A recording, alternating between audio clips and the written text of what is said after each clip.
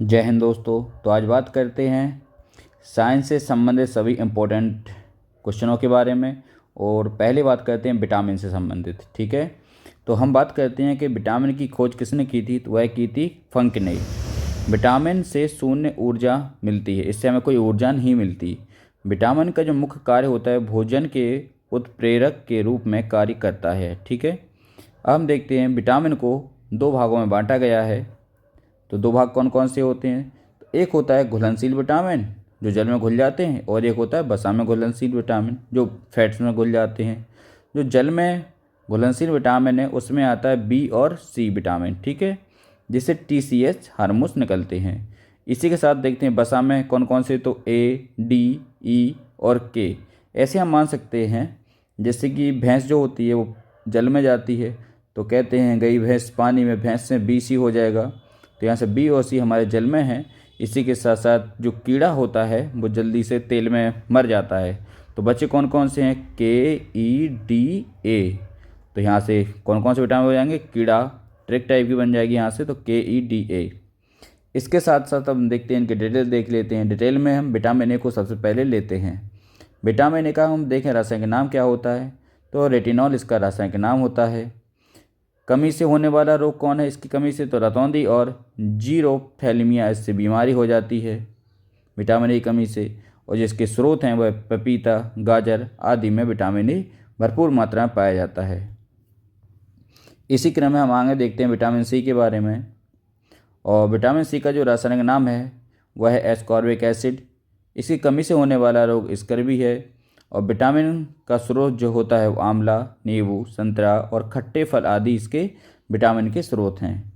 इसी क्रम में आगे देखते हैं विटामिन डी के बारे में। विटामिन डी है इसका जो रासायनिक नाम है वह है कैल्सीफेरॉल। इसकी कमी से होने वाला जो रोग है रिकेट्स बच्चों में, ऑर्थोलेसिया वयस्कों में बीमारी हो जाती है। इसका जो प्रमुख स्रोत है वह है सूर्य का प्रकाश। इसी क्रम में आगे देखते हैं विटामिन ई के बारे में। तो विटामिन ई का जो रासायनिक नाम होता है वो होता है टोकोफेरॉल। इसकी कमी से जो होने वाला रोग है वह है जनन शक्ति का कम हो जाना। और इसका जो विटामिन स्रोत हैं तेल और वसा इसके प्रमुख स्रोत हैं। अब हम देखते हैं विटामिन के बारे में। तो विटामिन के का जो रासायनिक नाम होता है क्लोक्यूनॉन, इसका जो रासायनिक नाम है। इसकी कमी से जो होने वाले रोग हैं रक्त का थक्का ना बनना इसका प्रमुख कारण है। अब हम देखते हैं जो हमने विटामिन बी अभी तक नहीं पढ़ा था, अब हम उसको पढ़ने वाले हैं। क्योंकि विटामिन बी ग्रुप वाइज है, बी कॉम्प्लेक्स भी इसको कहा जाता है। तो विटामिन B1 पहले लेते हैं। तो इसका जो रासायनिक नाम है वह है थायमीन। इसकी कमी से होने वाला रोग होता है बेरी। इसके बाद देखते हैं विटामिन B2। इसका जो रासायनिक नाम है वह है राइबोफ्लेविन। विटामिन B3 इसका जो रासायनिक नाम होता है वो होता है नियासिन। और इसकी कमी से जो होने वाला रोग होता है वो होता है पेलाग्रा। इसी क्रम में आगे देखते हैं और देखते हैं विटामिन B5 का जो रासायनिक नाम है पेंटाथेनिक, इसका एसिड जो नाम होता है। विटामिन B6 का पायरोडॉक्सिन होता है इसका नाम। और विटामिन B7 का बायोटिन, इसको हम जानते हैं विटामिन सी को। इसी क्रम में आगे देखते हैं विटामिन B9। इसका जो रासायनिक नाम है फॉलिक एसिड, इसका रासायनिक नाम है। विटामिन B12 रासायनिक नाम इसका है साइनोकोबालामीन। इसमें कोबाल्ट पाया जाता है। इसकी कमी से होने वाला जो रोग होता है वो होता है एनीमिया। अब हम देखते हैं जलवायु परिवर्तन। कुछ महत्वपूर्ण पॉइंट इसके देख लेते हैं। हरित प्रभाव या ग्रीन हाउस इफेक्ट, इसको हम जानते हैं। तो हरित प्रभाव एक प्रक्रिया है जिसके फलस्वरूप पृथ्वी के चारों ओर का वायुमंडल सूर्य से आने वाली ऊष्मा को अवशोषित करता है, जबकि यहाँ से ऊष्मा को बाहर नहीं जाने देता। इससे तापमान में धीरे धीरे वृद्धि होती है। इसे ही हरित प्रभाव कहते हैं। आगे देखते हैं ग्रीन हाउस गैसेस, जो कौन कौन सी इंपॉर्टेंट इसमें ग्रीन हाउस गैसेस हैं। तो इसमें सबसे पहले हम लेते हैं कार्बन डाइऑक्साइड को, CO2 को, मीथेन CH4, जलवाष्प ozone O3, nitrous oxide N2S and chlorofluorocarbon CFC। इसके कुछ महत्वपूर्ण पॉइंट भी हैं, उसको देख लेते हैं। जैसे इसका क्वेश्चन बनता है, वेरी इंपॉर्टेंट है, कि भूमंडलीय तापमान हेतु सर्वाधिक प्रभावी ग्रीन हाउस गैस कौन सी है। तो वह है कार्बन डाइऑक्साइड CO2। इसी के साथ दूसरे नंबर पर है मीथेन, जो दलदली भूमि व धान के खेतों से भी निकलती है। और साथ साथ जो जानवर होते हैं जुगाली करते हैं उससे भी मीथेन गैस प्रोड्यूस होती है। और आगे देखते हैं नाइट्रोजन, जो ग्रीन हाउस गैस नहीं है। वेरी इंपॉर्टेंट, यहाँ पे इसके कुछ क्वेश्चन पूछे जाते हैं। आगे हम देखते हैं अम्लीय वर्षा के बारे में समझते हैं। अम्लीय वर्षा जो वायु में सल्फर डाइऑक्साइड, नाइट्रोजन ऑक्साइड जल के साथ क्रिया करके नाइट्रिक अम्ल और सल्फ्यूरिक अम्ल तेजाब बनाते हैं, तो वर्षा के जल का pH मान 5.6 से कम हो जाता है, वह अम्लीय वर्षा कहलाती है।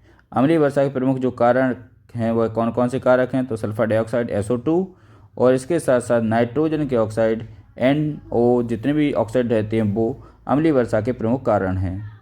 इसी के साथ हम देखते हैं ओजोन परत।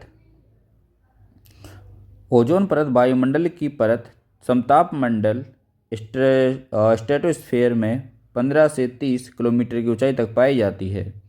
ओजोन परत के क्षरण का प्रमुख कारण क्लोरोफ्लोरोकार्बन CFC है।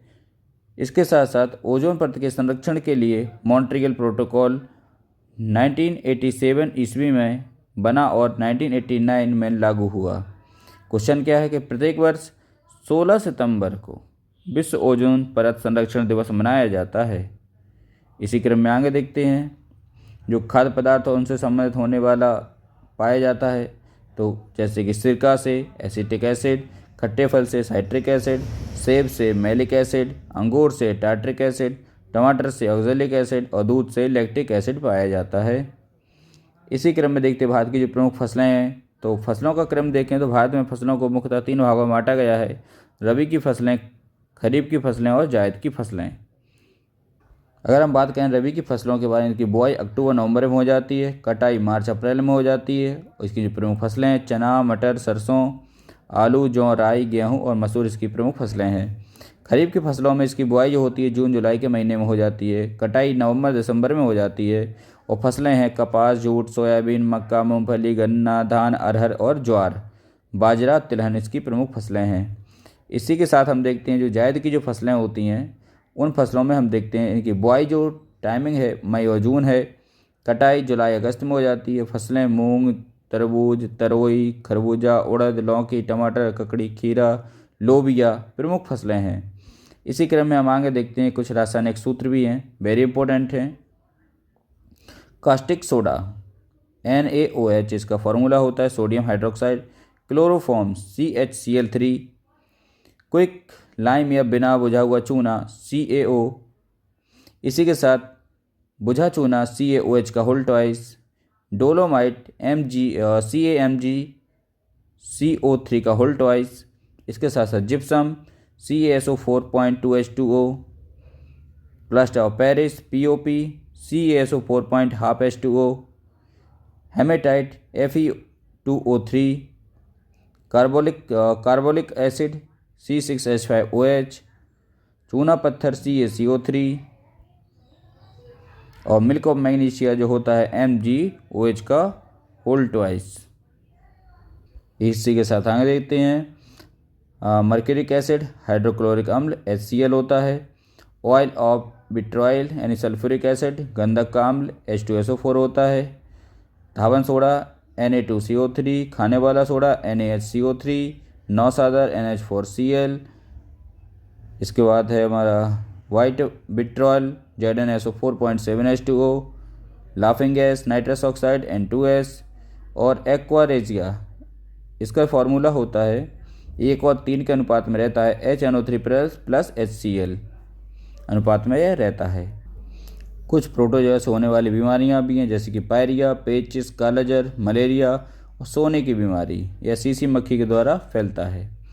आई होप आशा करता हूँ आपको ये वीडियो अच्छा लगा है। इसको लाइक, सब्सक्राइब, शेयर करें। Thank you. जय हिंद।